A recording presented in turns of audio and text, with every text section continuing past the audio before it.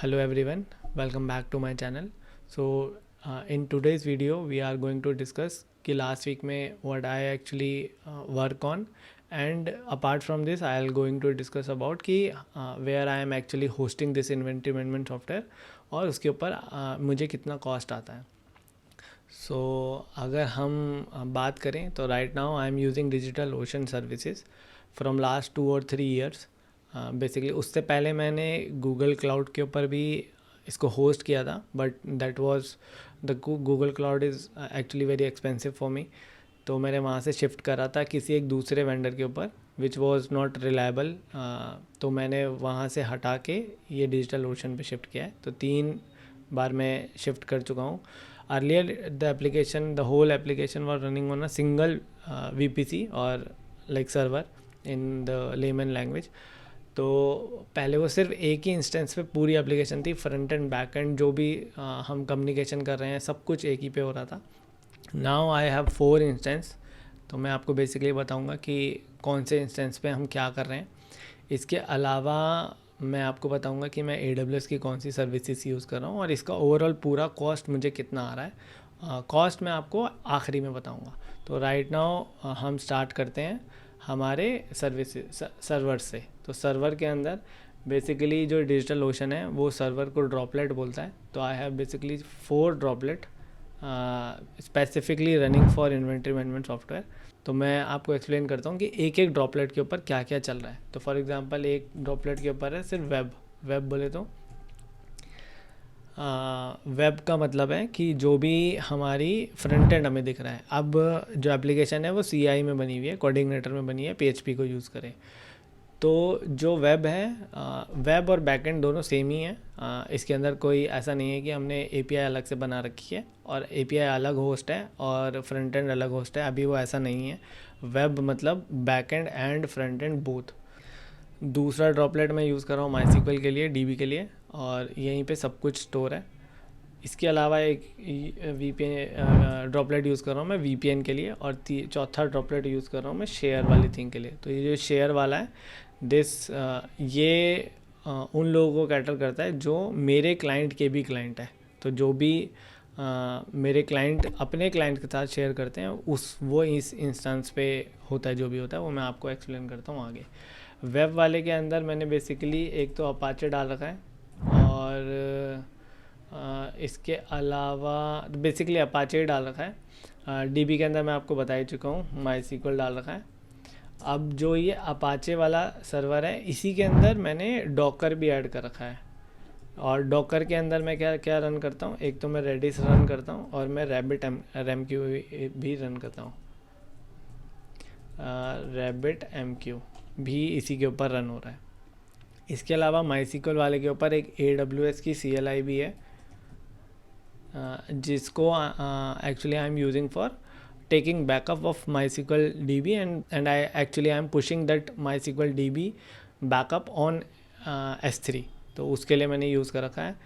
VPN वाले server के ऊपर मैंने एक तो ओपन SSL डाल रखा है, जिससे ओपन VPN डाल रखा है, सॉरी ओपन VPN, जिसके अंदर मैंने अपना एक यूज़र फ्री देते हैं, वो मेरा ही है. तो उससे होता क्या है कि जब भी मुझे इन बाकी सर्वर्स के साथ कनेक्ट करना होता है, क्योंकि ये सर्वर्स के कोई पब्लिकली तो कनेक्ट कर नहीं सकता है, मुझे ही कनेक्ट करना होता है, और हमारी जो IP होती है वो डायनेमिकली चेंज होती रहती है. तो मुझे एक स्टैटिक IP चाहिए थी जिससे मैं इनको फायरवॉल के थ्रू कनेक्ट कर पाऊँ. इसके लिए मैंने ये VPN वाला सर्वर सेटअप करा है. इससे पहले मैनुअली मैं हर बार व्हाट इज़ माय IP देख के फायरवॉल के अंदर डालता था और फिर SSH करता था, जो कि बहुत टाइम टेकिंग था. तो इसलिए मैंने एक नया VPN वाला सर्वर सेटअप करा है. इसके अलावा यहाँ पर लॉग्स भी पुश होते हैं. लॉग्स के लिए मैं ग्राफाना यूज़ कर रहा हूँ, तो यहाँ पे लॉग्स भी रहते हैं.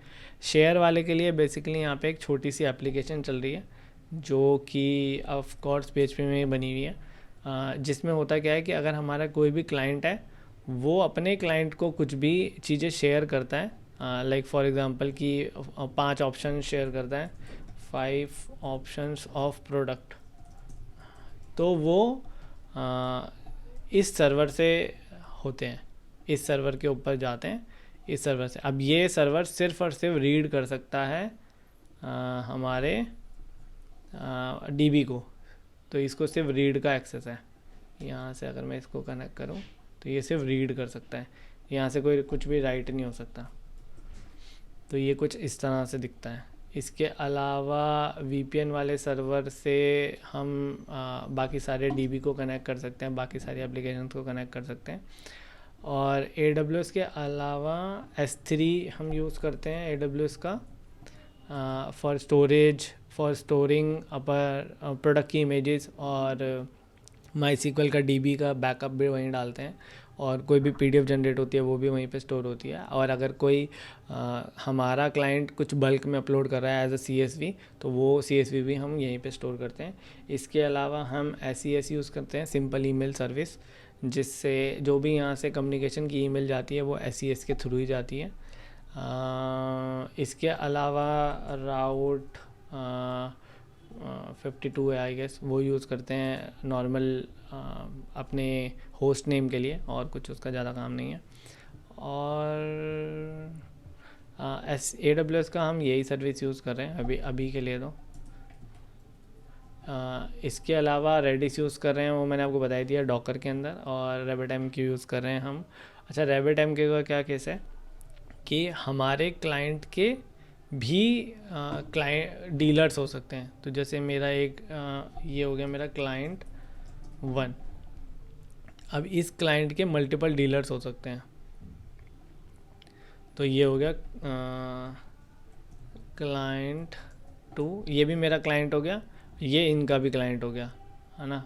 और ये भी बिलिंग पाई यूज़ कर रहे हैं, ये भी बिलिंग पाई यूज़ कर रहे हैं। ऐसे ही ये वाला सेम कॉपी पेस्ट यहाँ पर भी हो जाएगा।